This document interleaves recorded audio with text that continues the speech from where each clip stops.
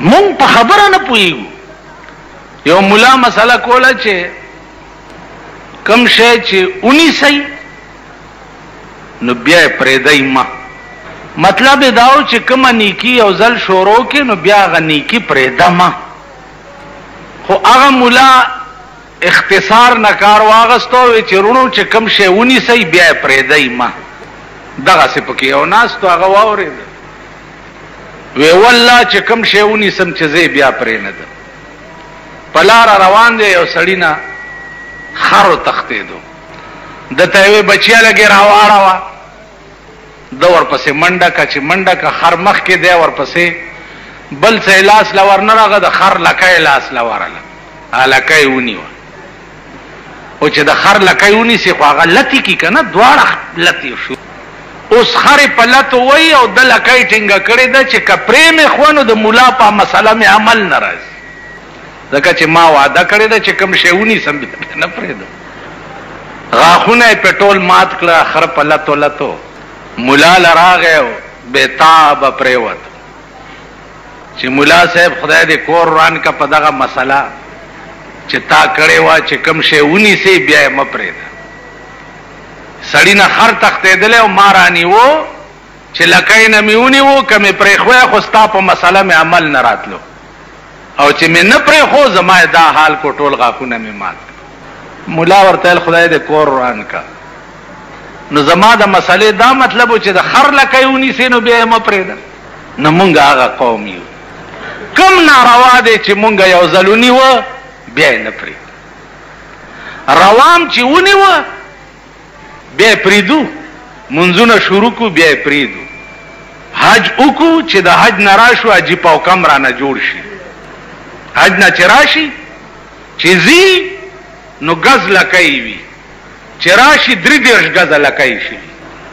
تاسو خیال راغی نو ګیره پرېږدو بیا یې کله کړو. داسې ډېر کارونه تبلیغي جماعت کې شي صاحبه سیروزې ولګئ چې لو ته لاړ شي چې په بله ورځ یې ګورې بیا د بازګل کوتک ته جوړي هلکه څه بلا در باندې وشوه بیختي وځه او یاره بس خو الله مجبوري. نو نیک کارونه مونږ چرې ونیوه بیا یې پرېږده لیکن بدایم چې نیولي دي بیا یې نه پرېږده. نو زما عزیزانو زمونږ عقل شته نه.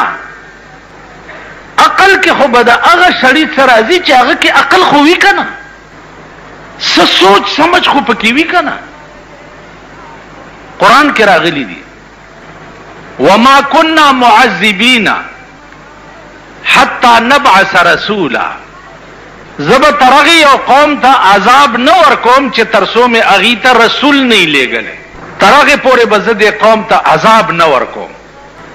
د امام ابو حنیفه رحمت الله علیه مذهب دا دی چې وما كنا معذبین حتی نبعث رسولا. دلته د رسول نه مراد عقل کامل او عقل سلیم مراد دی. دا مصطلح رسولان نه دی مراد. زه به تر هغې یو قوم له عذاب نه ورکوم چې څو پورې مې هغه قوم ته عقل کامل نه یې ورکړی. د امام ابو حنیفه رحمت الله علیه مسلک دا دی چې 1,24,000 پیغمبرانو کې که یو پیغمبرم دنیا ته نه وی راغلی نو هر سړی په دې مکلفو په عقل باندې به د خدای پیژندی. وګوره ابراهیم علیه السلام معصوم بچی دی نورې ولیدو قال هذا ربي دا زما خدای دی. فلما فلا چې نور پریوتو ابراهیم علیه السلام قال لا احب الافلین فنا کېدون کې زما خدای نه دی. سپوږمۍ ولیده هذا ربي فلما فلا قال لا احب الافلین. معصوم د غېږې بچی ته په عقل کامل سره دا معلومیږي چې الله لازوال ذات ته الله موجود ذات ته افنا کیږي نه. نو که پیغمبرانو کې یو هم نه وی راغلی نو هر سړی په دې مکلفو چې په عقل کامل بده خدای پیژن دی. لکه ګوره د رسول الله صلی الله علیه وسلم او د عیسی علیه السلام په منځ کې 600 کاله فاصله وه، څه کم زیات. دې ته زمانه د فطرت وایي. په دې 600 کاله کې پیغمبر نه و. اوس علما وایي چې دې 600 کاله کې کم خلق پیدا شوي دي. ما په خبرو پوهېږئ؟ خبرې ګرانې دي، مشکله ده چې پې پوهېږئ ماما. دا خبرې داسې دي وایي دیدن مې کور ته ولا یوړو په قدرمن اشنا مې ځان بې قدره کنه. تاسو پوه شئ؟ اوس فطرت الوحی علما لیکي چې په دې 600 کاله کې دا زمانه د چا په منځ کې وه؟ په زور ووایئ. دې 600 کاله کې چې کوم خلق پیدا شوي او مړه شوي دي، نو دوی له خو پیغمبر نه و راغلی کنه. نو چې پیغمبر را نغی هدایت ورته ونه رسېدو او بیا دوی بې هدایت نه مړه شو، نو دوی بیا جهنم ته لېږل دا زیاتی نه دی؟ الله به دوی جهنم ته ولې لیږي؟ ځکه چې پیغمبر یې ورته نه دی را لېږلی. پیغمبر راغلی وی او دوی نه وی منلی، بیا جهنم ته د دې 600 کالو خلق تله پکارو. پیغمبر را نغی نو بیا به دوی جهنم ته ولې الله لیږي؟ دلته هم دا جواب دی چې دا زمانه د فطرت الوحی وه. په دغه زمانه د 600 کالو کې چې کومو کسانو خالی دومره منلی دي چې د دې کائنات مالک خدای دی او دا کائنات خدای پیدا کړی دی او دوه نه دي یو خدای دی، خو چې دومره په دماغ کې راغلي دي نو د دې 600 کالو خلق بم جنت ته ځي. نه منځونه کړي او نه حجونه کړي او نه روزې نیولې دي او نه څه کړي دي او نه څه کړي دي نه څه کړي، خو چې خالی په عقل سره د کائنات کې سوچ کړي او په سوچ دا معلوم کړي چې دا هیڅ موجود به موجود نه، نو د دې موجوداتو مالکم څوک شته او دوه ولې نه دي یو ولې دی؟ ځکه چې دوه وی نو دا کائنات به اوسه پورې ړنګ وی، دا بوران وی، یو به ویلی باران کوم بل به ویل نه کوم، په جګړه به وی کائنات بوران شوی وی. لکه ملکونه چې په یو حال نه پاتې کیږي سره وران شي. یو ملک یو څه وی، لکه یو ځلې چین الزام لګولی په هندوستان باندې چې تاسو زمونږ ګډې پټې کړي، بانه یې وله جوړوله، سره ټسو مارې جوړ کړ. مونږ او هندوستان سره زمونږ یو اډوکی په منځ کې پاکستان شریف پرېښی دی، اډوکی غوښې تقسیم کړي دي، اډوکی پرېښی دی چې هغې ته کشمیر وایي. نو هغه اډوکی تر اوسه پورې لا په دې ملک کې پروت دی. هندوستان هم ورته غړمبېږي او مونږ هم ورته غړمبېږو. نو مونږ چې نوی حکومت جوړو نو هغې کې یو وزیر د امور کشمیر وزیر هم پکې جوړ کړو. تاسو خیال راغی؟ یو وزیر پکې د امور کشمیری. نو هغه کشمیر اډوکی چې دی الله لا زمونږ خولې ته راځي او نه د هغې خولې ته راځي. نو داسې ملکونه لکه څنګه چې بچ نه پاتې کېږي، داسې که خدایان دوه وی نو دا کائنات بم کروڑونه او لکونه او اربونه کاله وشو، تر اوسه بچ نه وی پاتې، وران به وی. او دا الفاظ قرآن ویلی دي چې لو کان فیهما آلهة الا الله لفسدتا. اے پیغمبره دې قوم ته ووایه که په دې کائنات کې د یو نه سوا ډېر خدایان وی نو لفسدتا، دا ځمکې او اسمانونه به دواړه وران شوي وي. نو اوس په عقل هم تاسو ګورئ چې د دې ملکونو څه حال دی په خپلو کې. څه مونږ مسلمان قوم د خدای نه باغیان یو، که څه نمی د یرې لباس راغوستولی شوی دی. اخبار کې راشي چې پلاني ځای کې میزایل راوغورځېدو او پلاني ځای کې دغه راکټ څه نوم دی سکټ شاورلیټ. ما خو درته ووایې که نه چې والله که په شدو اوبو دی په څه اړو په څه پوهېږئ نه.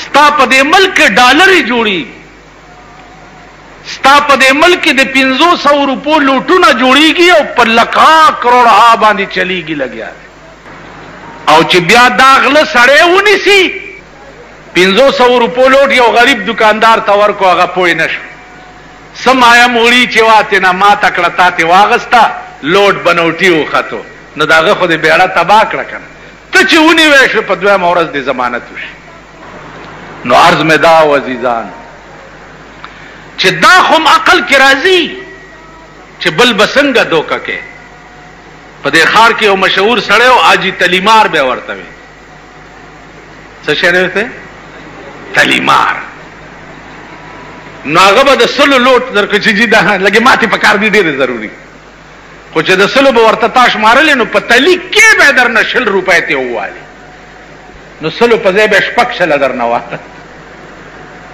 نو یو ورځ تانیدارونی وو منصور خان نامه واغونی وو نو مال راوستو چې جی دا جی تلیمار دے لګ نصیحت ورته وک ما ته وی چې مولانا صاحب زو تلیمار نه زو لاس هنر خرصوم چا دوس باندې کې لوټ مات کو ما هغه کې پوی نشي نو ما ته څه ګناه ده هغه پوی نشي زو 100 روپۍ پکې هوا ما نو هغه به وقوف ته لګ عقل پکار ده کنه ما ته څه ګناه ده تانیدار ته مل خبره ټیکو کړه نو مونږه اجي تلیمار باندې خو پویږو بنوټي لوډ چلولو باندې پویږو حاجی جعلی دسخط باندې پویږو بنوټي کاپو جوړولو باندې پویږو او چرته چې د عمل د تللو سوال راشي چې زمونږ اعمال به څنګه تلل کیږي نو دا زما عقل کې نه راځي د قربانۍ متعلق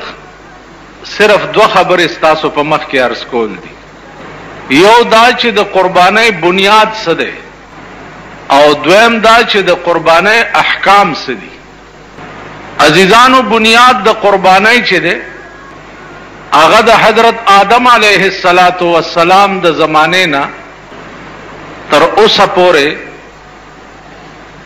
وقتن فوقتن دار چا په دور کې شوه ده او دا د تاریخ وغیرہ خبره نه ده دا د قران کریم ذکر ده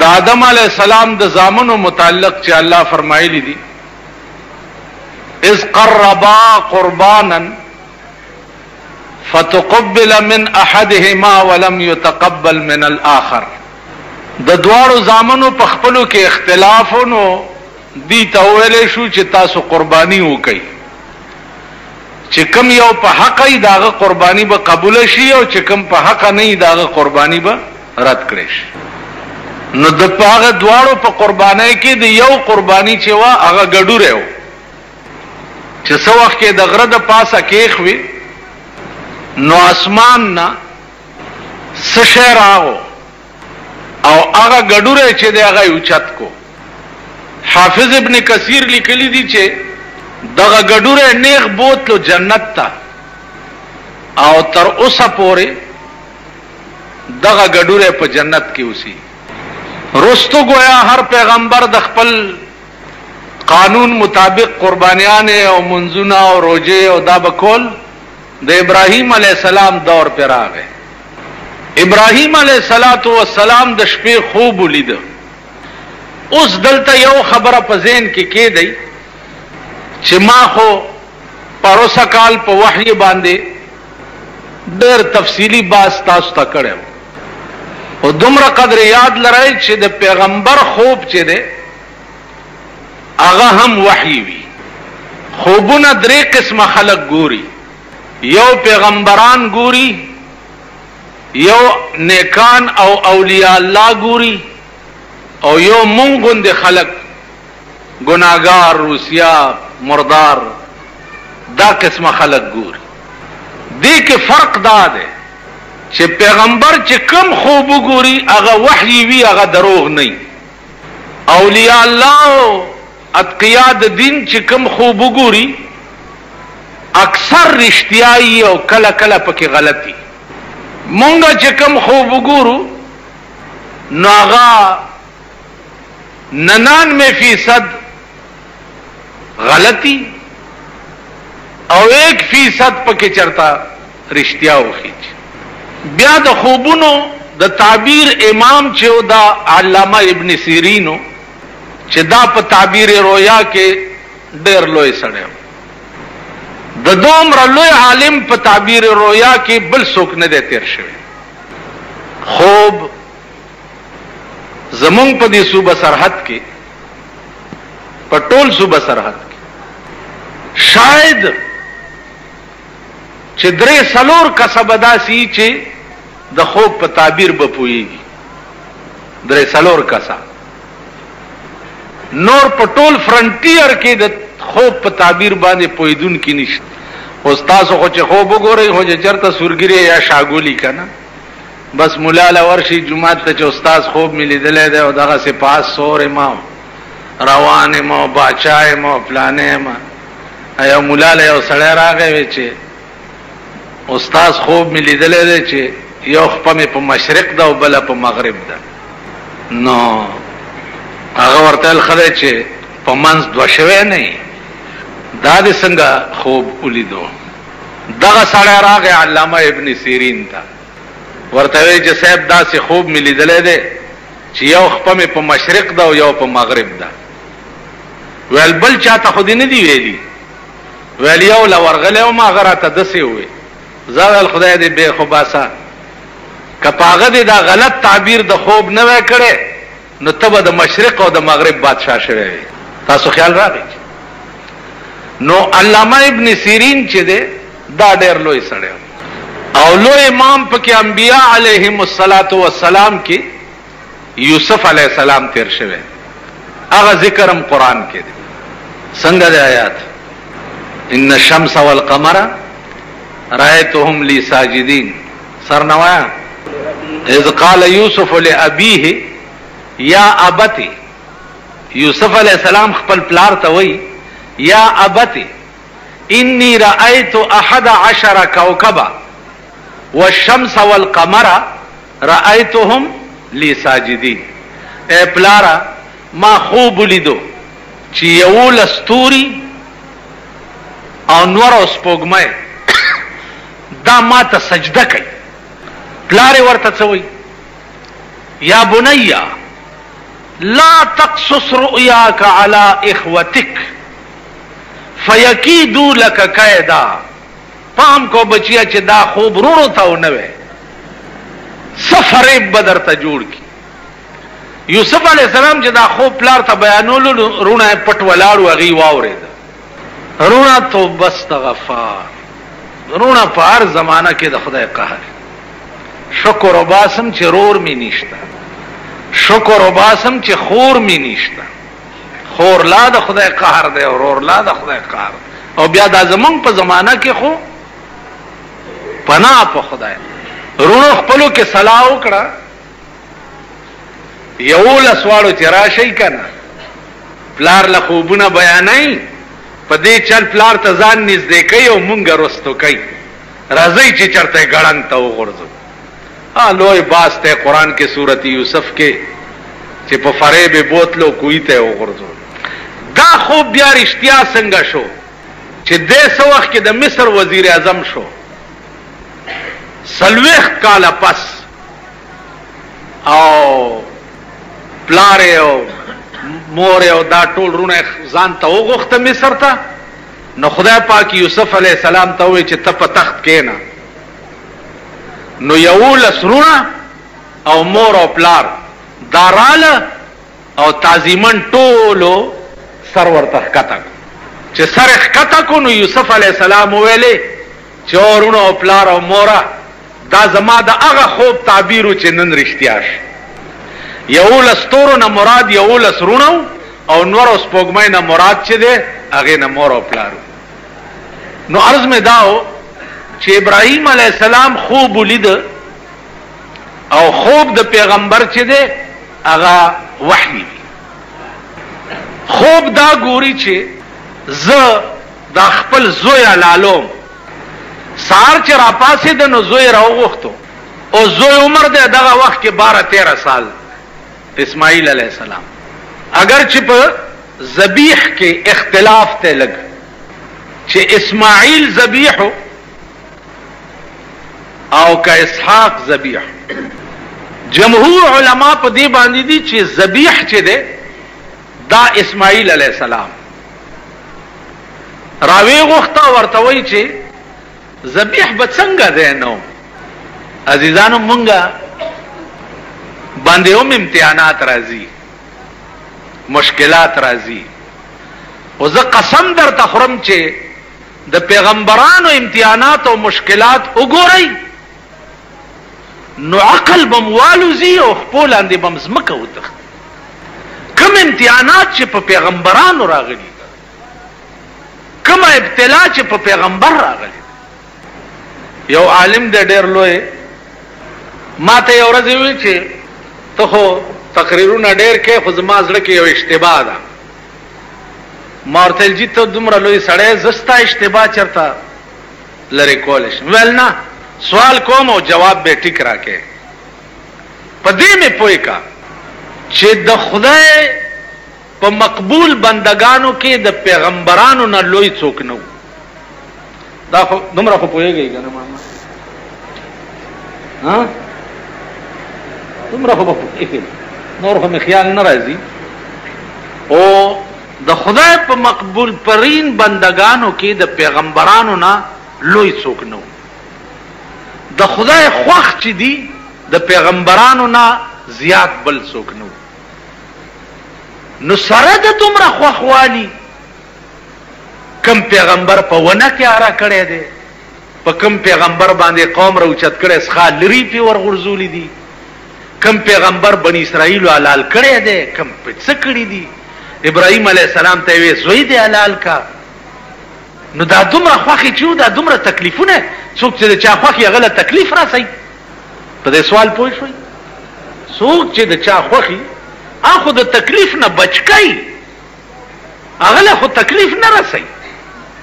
نو دا پیغمبران د خدای څنګه خوښو چې په مصیبتونو او په امتحانونو کې مبتلا کړي؟ کولی شئ د دې جواب؟ اسانه خبره. ما وی چې یو عاشقی او یو معشوقی. الله معشوق او محبوب دی او پیغمبران ټول عاشقان. نو د معشوقی په زړه کې هر وخت جاړي ورپسې. کوم عاشق ته معشوقه وایي چې ورشه په د انور ودرېږه، ورشه او ته منډه کې او په د انور ودرېږه، ورشه دې کوی ته ټوپ کا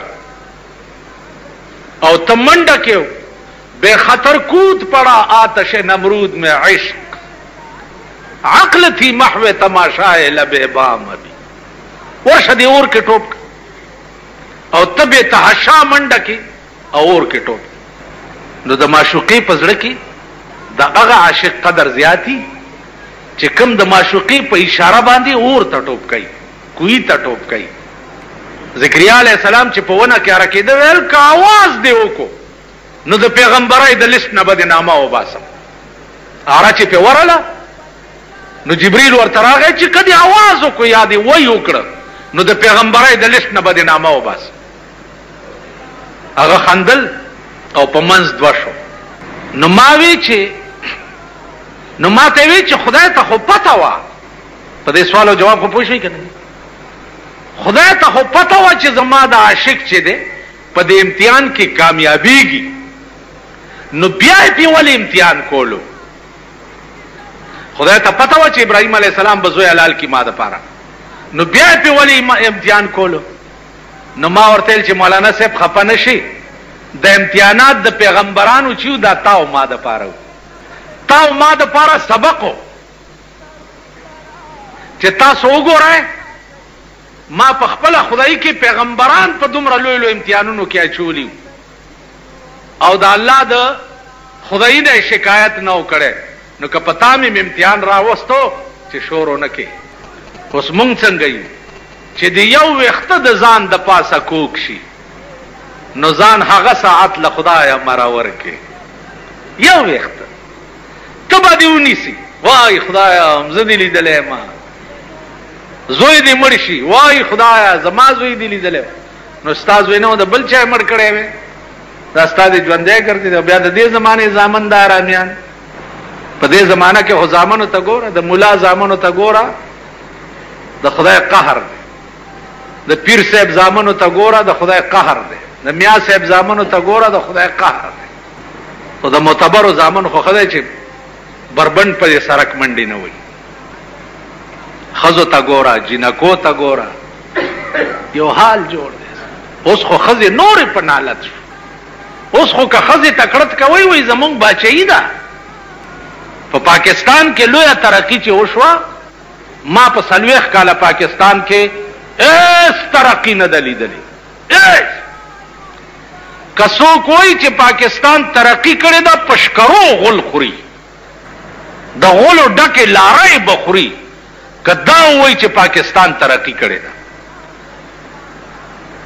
جاز تا نه دی جوړ کړی، بم تا نه دی جوړ کړی، لارۍ تا نه ده جوړه کړې، موټر تا نه دی جوړ کړی، ایټم بم تا نه دی جوړ کړی. ایټم بم له لاړه هلته دغه سره بیا معاهده وکړه چې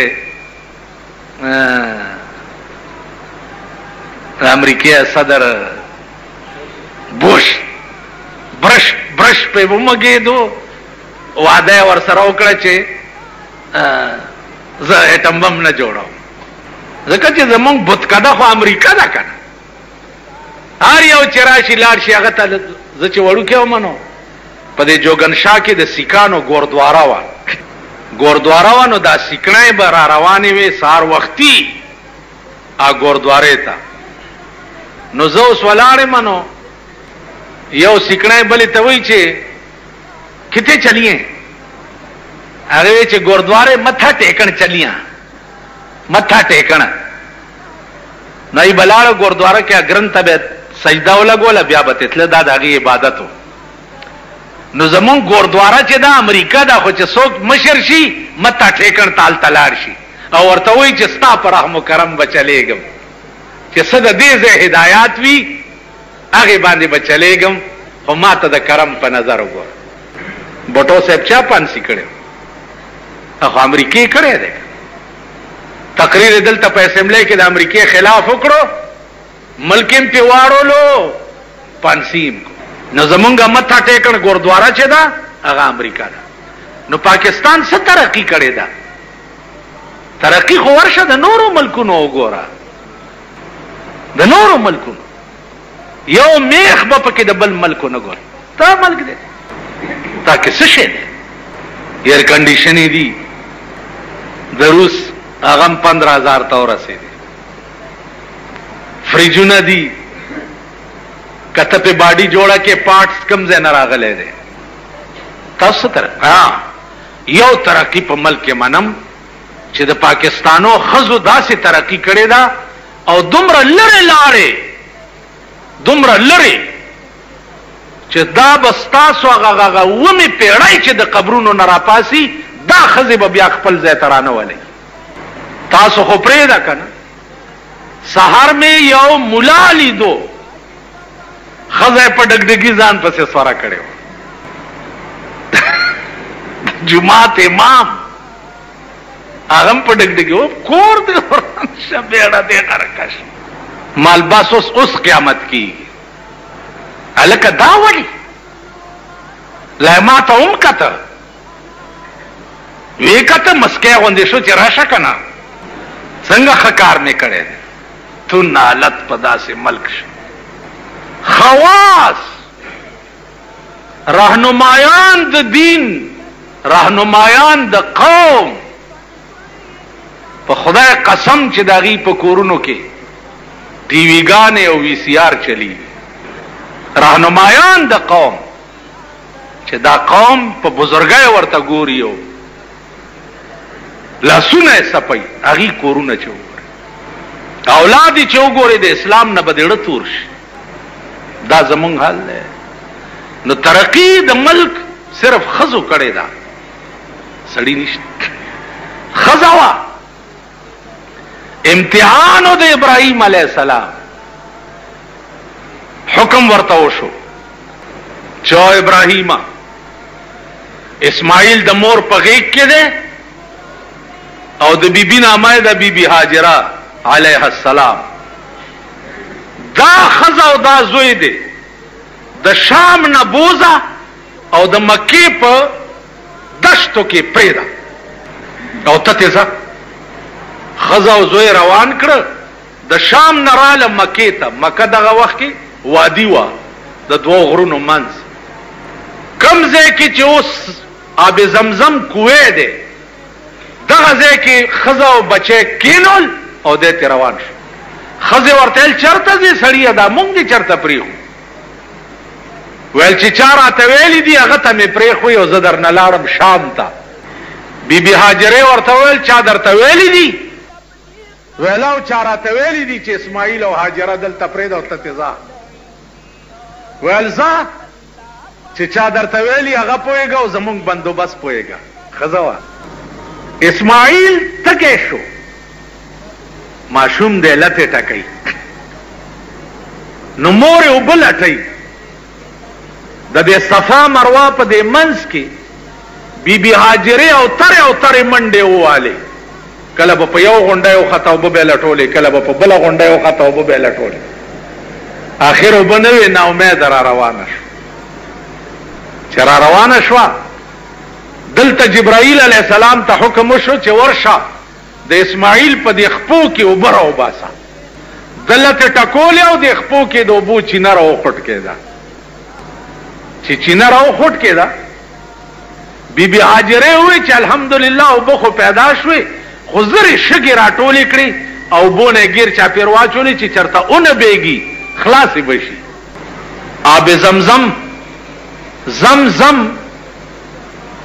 ویلی شي ادرېږه. زمزم معنا ادرېږه. نو د اوبو ته بیبي هاجرې وویل چې زمزم ادرېږئ بهېږئ ما. رسول الله صلی الله علیه وسلم به فرمایل چې الله دې په بیبي هاجرې رحم وکړي، که د اوبو ته زمزم نه وی ویلی نو دا اوبه به بهدلی وی او ټوله دنیا به یې خړوب کړی وی. خو چې هغې ورته زمزم ووی په ځای ولاړې پاتې شو. نن ورشئ د عربو هغه دشتې، د عربو هغه سوکړه، د عربو د اوبو هغه نهر زبیده. خوبونو پورې یو بله خبره واورئ. زبیده د بادشاه ښځه وه، د بادشاه ښځه وه. خوب یې ولیده چې دا ټوله دنیا ما سره بدفعلي کوي. زبیده دا خوب ګوري، د بادشاه ښځه ده چې دا ټوله دنیا ما سره بدفعلي کوي. اوس تاسو ته که دا څوک وایي چې هلکه ما خوب لیدلی چې ما سره ټوله دنیا بدفعلي کوي، تاسو به ځه وایي دا خو ډېر پلیت دی، څه خراب خوب یې لیدلی. داسې به ووایي که نه، تاسو دا شیخان میخان. علامه ته راله زبیده وایي داسې خوب مې لیدلی دی چې دا ټوله دنیا ما سره بدفعلي کوي. ورته خوب دې رښتیا هم دا لیدلی دی؟ ویل او. ویل ستا د لاسه به الله داسې کار والي چې ټوله دنیا به ته فایده اخلي. ستا د خوب دا تعبیر دی. نو زبیدې بیا د شام نه دا نهر راوستی دی مکې ته، چې هغه وخت کې د اوبو قحط نو د شام نه نهر را روان کو او د مکې په کوڅه کوڅه کې ګرځولی دی او پې دا ټاکۍ لګېدلي دي او اهل مکه ټول د هغې کوو نه اوبه راوباسي او کورونو ته یې نهر زبیده اوس هم شته. اسیم خوب په ظاهر یو شی او د هغې تعبیر چې دی هغه بلکل برعکس. تاسو خیال راکړئ. نو اوبه ودرېدې او بیبي هاجره حیرانه ده. عزیزانو دغه وخت کې د خوراک څه بندوبست کیږي؟ په دې لاره قافلې ځي شام ته، مدینې ته. داسې هغه قافلو والا وایي چې دا فقیران ناست دي دلته سوه نه سوله ورکوي. دا یې ګذر اوقات. په دې اثنا کې اسماعیل علیه السلام د 12-14 کالو شو او مور به په دغه ځای ناسته وه او د قجورو چوپړه یې جوړه کړې وه او په دغې کې به مور او زوی 14 کاله دلته اوسېدي. حد دی به امتحان. علامه ثناء الله پانی پتی لیکلي دي چې د ابراهیم علیه السلام زړه به کله ملاقات ته وشو چې زوی او ښځه ګورم نو د شام نه مکې ته خو ډېر مزل دی، نو بوراق به ورته راوستی شو، په بوراق به سور شو. بوراق مطلب دی د هلیکاپټر، دې کې به سور شو را بغیر په مکه کې د دوی ملاقات به وکړه، بیا به ورته چې ودې کته اوس ځه، نور زیات به نه یې سارېږي دلته. حدو د امتحان پلار راغی او ښځه او بچی ناست دي او پلار ته وایي ځتې، دوی به په دا دشت کې ناست دي. اوس په دې یو خدای پوه دی، ځان ته خپلو ګریوانونو کې وګورئ چې د غېږې بچی دی او ښځه دی، ته په میاره کې پرېږدې او تا ته حکم وشي چې ته تې ځه، ستا پړه به څه تېرېږي. حدو د امتحان. نو ابراهیم علیہ السلام په داسې امتحان کې الله کامیاب کړي. زوی لال کا زوی ورته څه وایي چې پلاره خوب دې لیدلی چې ته ما لاله؟ وی چاو بچیا. زوی ورته وی قال یا ابت افعل ما تؤمر، اے پلاره چې څه حکم درته شوی دی زر هغه کار وکړه، زر کوه ما لال کا. پلار ورته وی بچیا ته به څه چل کې چې زه تا لالم؟ زوی ورته وی ستجدنی ان شاء الله من الصابرین. اے پلاره په خدای مې دې قسم وی زر دې چې بیا به مو مې مال را چې زه به ستا د چړې لاندې صبر کوم، ته به مې حلاله او زه به صبر کوم. دا د قربانۍ بنیاد دی. عزیزانو نور قصه لګه اوږده ده. احکام دادی چې 2,500 روپۍ چا سره وي هغه د پاره دا شرط نه دی چې کال په تیر شي، هغه کال تیرې د شرط چې دی زکات د پاره دی. 2,500 روپۍ دی ورځو کې چا سره وي نو پاغه قرباني واجب ده. ځان له ګډوره نشي اغسته نو چا سره دی عیسی ونیسي. خدا خیال دی کوي چې عیسی د داسې خلقو سره ونیسي چې داغي پیسې مردار نه کوو کسو یو غوا یا میخه پیسې کې ونیوا او پدې کې د یو سړی پیسې حرام وي نو د شپږو نورم قرباني نه ده شوی. بیا نو داسې ښکارا پلیت چې دی هغه نه بزان ساتي. مثلا د چرسو سوداګر دی، د پوډرو سوداګر دی، جوارګر دی، غل دی، ډاکو دی کنه جی. نو داسې قسمه پیسو والا سره به شراکت په ساروي کې نه کوي. مزدور دی، دکاندار دی